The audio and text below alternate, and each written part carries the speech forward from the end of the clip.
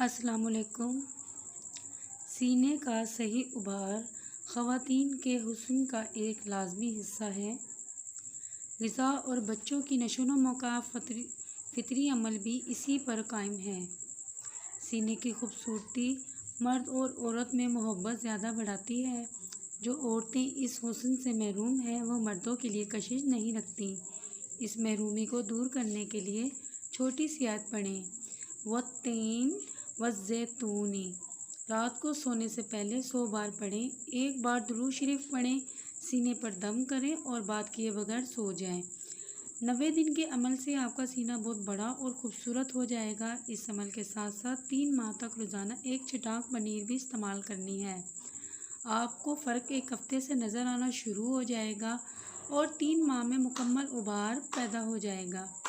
اس کے ساتھ ہی مجھے اجازت دیجیے اور میری ویڈیو کو لائک، شیئر اور سبسکرائب لازمی کیجیے۔ اللہ حافظ۔